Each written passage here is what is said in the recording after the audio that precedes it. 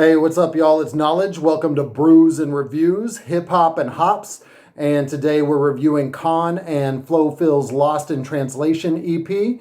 And I am sipping on a Sierra Nevada Coffee Stout from the classic beer company in Chino, California, Sierra Nevada.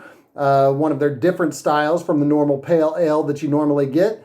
The Coffee Stout coming in at 6.2%. And this is good, and I like it, so let's get into this review.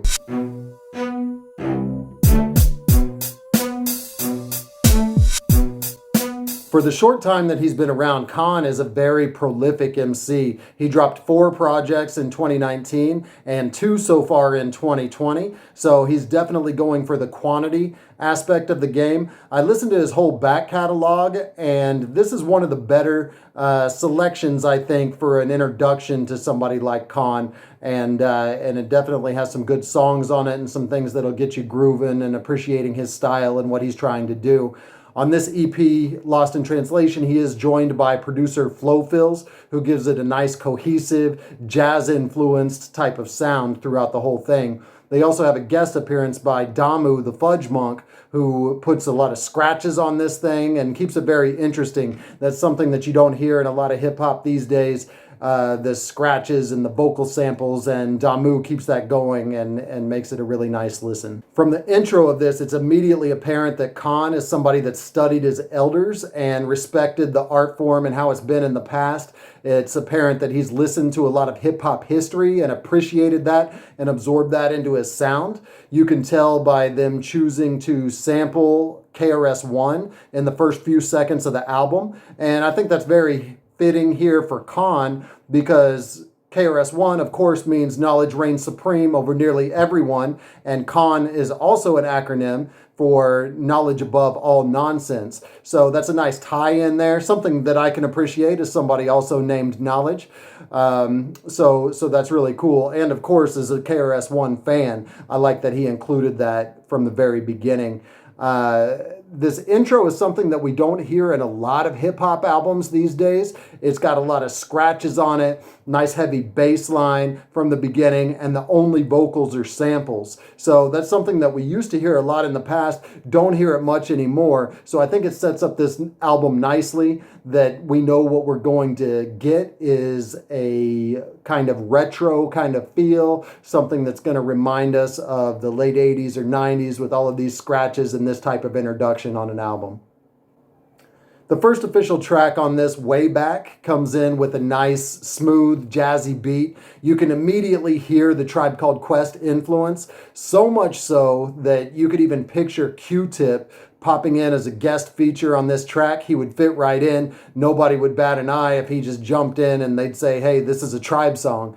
So it's nice, another homage paid to the classic era from the beat on this. Now, K.A.A.N's vocals, they switch it up from what we might hear from Q-Tip. He sounds somewhere like a mix between Kendrick Lamar on the song You and a toned-down version of Danny Brown. If you can imagine those two mixed together, somehow it works with K.A.A.N and his flow on this song, and it sounds pretty good. He's offbeat a little bit on purpose. He's off kilter, and it all makes a nice, interesting, unique song when it comes together. There's more classic era samples on this, and it's a good track to kick off the album.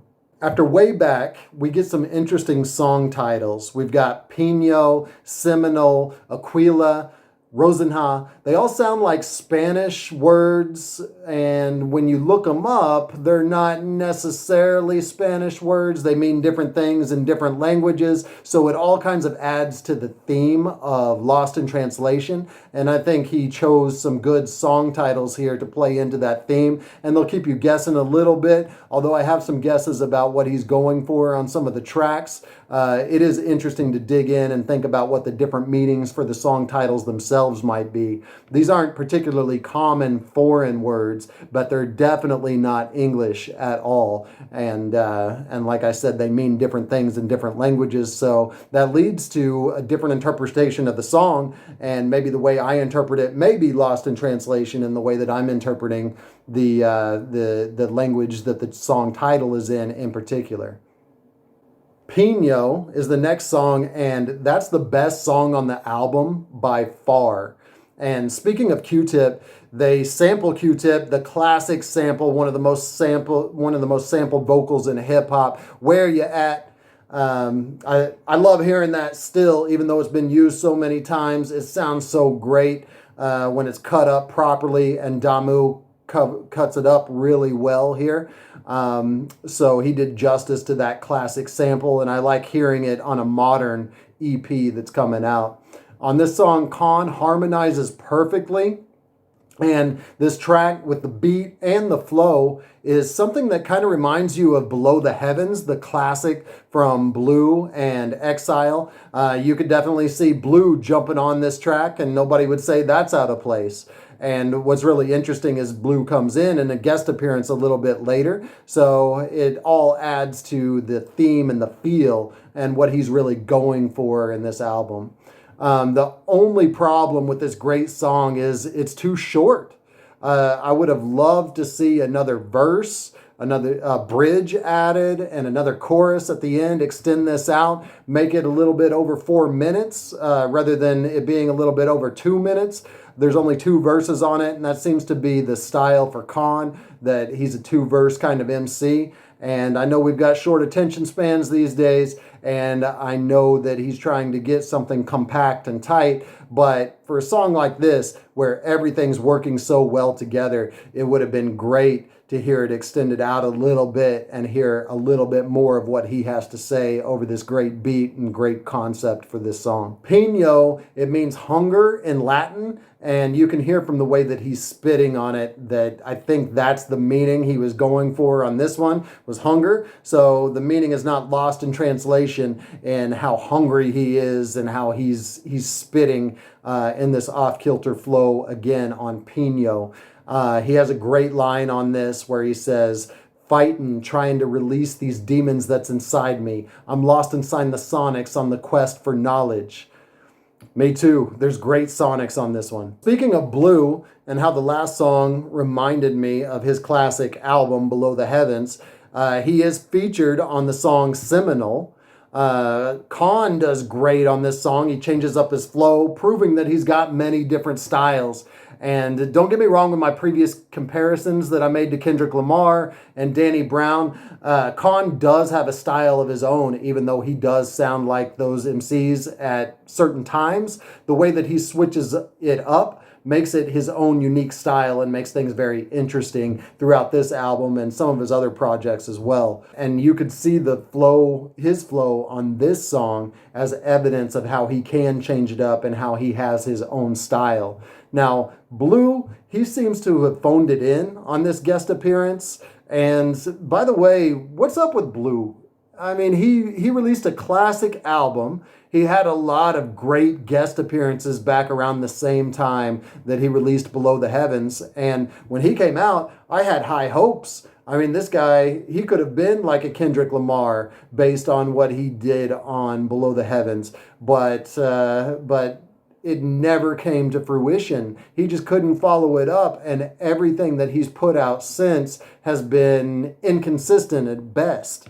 I just haven't heard anything great from Blue since his debut. Aquila is the second best track on the album. This one's great, sticking with the theme that we've seen already. It has another jazzy loop, another off-kilter flow. There's some nice scratches by Damu. Again, it's too short. I mean, once we get a good vibe going on tracks like this and Pinyo, I'd like to see it keep going and something that we can vibe to a little bit longer. Keep the party live. Don't cut it off too soon. So it leaves you wanting more, which I guess is a strategy. But for things like this, I'd like to see it go longer and come to its full potential as a song. Rosina has another good beat and piano loop, and it's another song that's too short. Once you get into it, then it ends immediately. This one's even shorter at 2 minutes and 17 seconds. I would have liked to see it go longer, but K.A.A.N does explain some of his philosophy for dropping music in the lyrics. He says, I'm feeling that hunger, it's a complex. Creatively, I'm putting it all in context. For all intents and purpose, intensely flood them with content.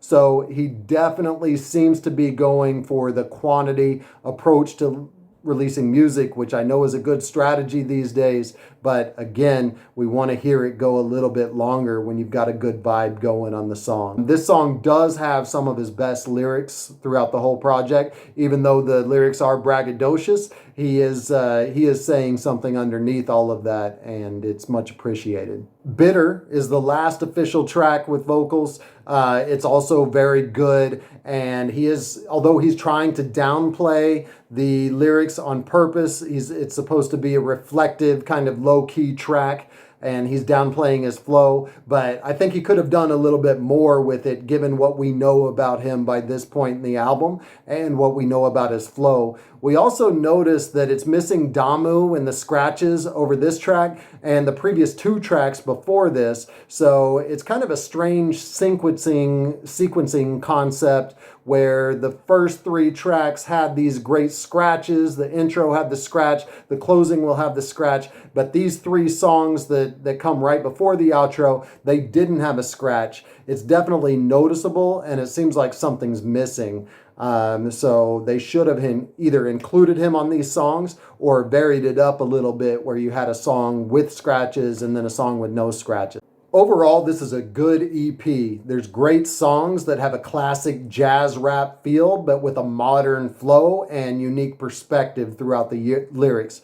It's very evident that he's studied hip-hop's catalog and that he's paying homage to some of the greats that came before him, but not so much, though, that he's copying them or biting their style. He's paying respects, but he is doing his own thing with it. FloFilz fills the flows nicely with the great piano loops that are throughout and his boom bap drums that he's got all over this thing. And Damu definitely makes this one a standout, cutting up the great vocal samples, and that's something that's missing from modern hip-hop. You don't have a lot of those good record scratches that we used to hear back in the classic era. Damu's bringing that back, and he makes it really apparent on this album.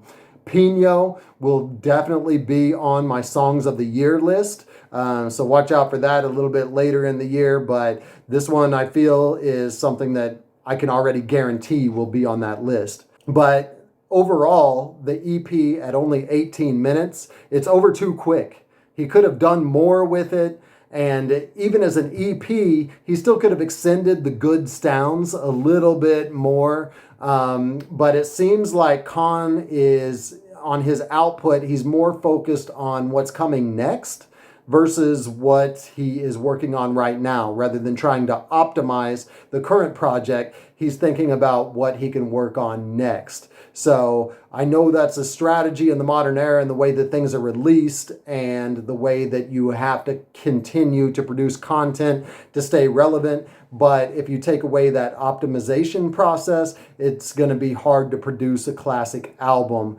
Whereas in the past, those things were tinkered with a lot, so artists could come up with the best sounds possible for the output that they were putting out in their most creative eras. All that being said, I'm going to give this a 7 out of a 12-pack, but I could see if it had a couple more songs and extending the songs that really worked on this could have been a 9 or higher. So it's a little bit disappointing at a 7, knowing what K.A.A.N and FloFilz could have done with this album in particular. Thanks for watching Brews and Reviews. Click this video that's next to me, hit like, hit subscribe, and I'll see you next time.